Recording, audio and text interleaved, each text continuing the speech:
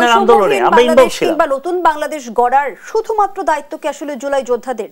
জুলাই যুদ্ধতে তো অবশ্যই না, তারা তো এটা পারবেও না, তারা তো পারছেও না।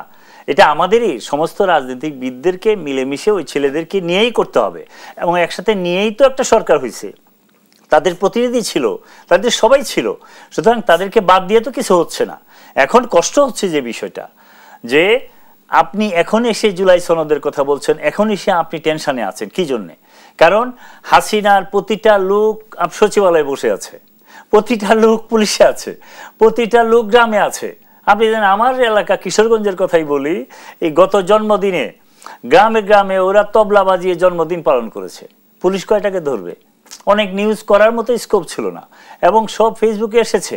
কিন্তু নিশ্চয় আপনি অবগত আছেন, খালেদ সাইফুল্লাহ সোহেল সাম্প্রতিক সময় তথ্য উপদেষ্টা যে অভিযোগটি করেছেন যে অন্তর্বর্তী সরকার গঠনের পরপরই বিএনপি এবং জামায়াত কারাকারি করে প্রশাসনে নিজেদের লোক নিয়োগ করেছে। আপনি আবার বলছেন যে স্বৈরাচারের দোসররা এখন পর্যন্ত প্রশাসনে আছে। তাহলে প্রশাসন আসলে এখন কার দখলে, বিএনপি, জামায়াত নাকি স্বৈরাচারের দোসরদের? ধন্যবাদ আপনাকে। প্রথমত, স্বৈরাচারের যারা ছিলেন তারা কিছু কিছু মাঝামাঝি, কিছু কিছু ফ্রন্টে ছিলেন, কিছু মিড লেভেলে ছিলেন, কিছু নিচু লেভেলে ছিলেন, কিন্তু কাছাকাছি ছিলেন ম্যাক্সিমামে।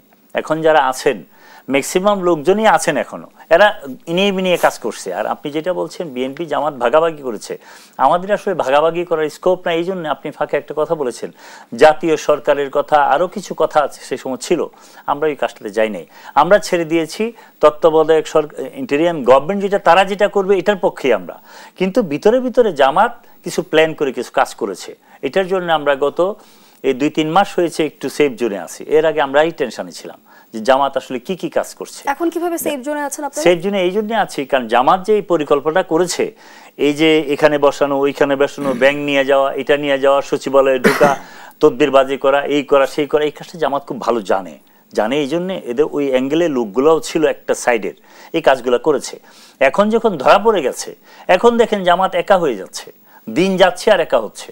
আপনি একটু আগে ভাই বললেন যে অনেক, আপনি বলছেন যে আন্দোলনে নামছেন, আন্দোলনে এখন কিন্তু আর কেউ নাই।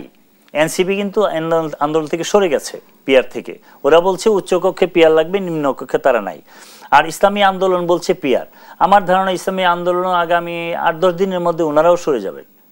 সরে গেলে জামাত একা পড়বে। দেখেন কালকে হেফাজতে ইসলামের আমির যেটা বলেছে, হেফাজতে ইসলামের আমির স্পষ্ট করে বলেছে, রাজনৈতিক দলগুলো আসলে জাতীয় স্বার্থে ছাড় দিতে কতটা প্রস্তুত?